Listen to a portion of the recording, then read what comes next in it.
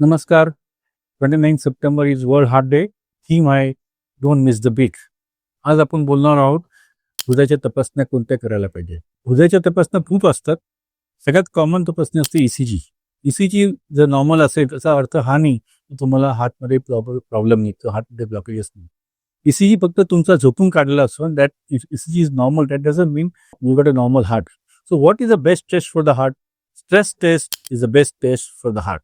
Taste म्हणजे treadmill test. आपण पट्ट्यावर पेशंटला पळवतो आणि कंटिन्युअस ईसीजी रेकॉर्ड करतो आणि तेव्हा जर स्ट्रेस टेस्ट पॉझिटिव्ह आली तर आम्हाला कळतं पेशंटला ब्लॉकेजेस आहे का नाही. स्ट्रेस टेस्ट पॉझिटिव्ह आली याचा अर्थ हा नाही की प्रत्येक पेशंटला आम्ही अँजिओग्राफी सांगतो.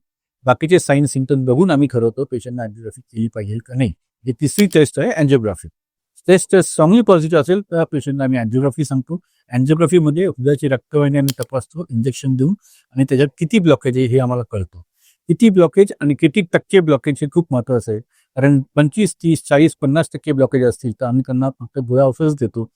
If it is more than 70% blockage then only we advise angioplasty किंवा बायपास. चौथी टेस्ट आहे एकोकार्डिओग्राफी. एकोकार्डिओग्राफी म्हणजे काय? जशी पोटाची आपण सोनोग्राफी करतो तशी आपण हृदयाची सोनोग्राफी करतो. आणि एकोकार्डिओग्राफीमध्ये आपलं काय कळतं, तुमचे हृदयाचं पंपिंग किती, कार्यक्षमता किती, तुमचे वॉल्स कसे, वॉलमध्ये चोकअप आहे का, लिकेज आहे, हे तुम्हाला एकोकार्डिओग्राफीमध्ये कळतं. एकोकार्डिओग्राफीमध्ये हार्टचे ब्लॉकेजेस आहे का नाही हे लगेच कळत नाही. कारण तुमचा एको नॉर्मल असेल आणि याचा अर्थ हा नाही की तुम्हाला ब्लॉकेज आहे का नसणार आहे. म्हणून परत मी सांगतोय की एकोकार्डिओग्राफी आम्ही प्रत्येक पेशंटला सांगत नाही.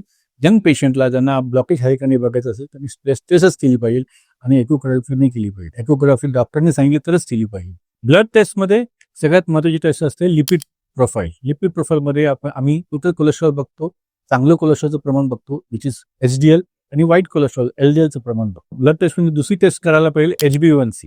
HbA1c म्हणजे मागच्या 3 महिन्याची तुमची शुगर किती असते हे आपल्याला कळतं. डायबिटीसचे तुम्हाला रिस्क असेल तर तुम्हाला HbA1c हाय राहील आणि आपल्याला कळतं याला प्रिकॉशन घ्यायला पाहिजे. HbA1c should be not be more than 6.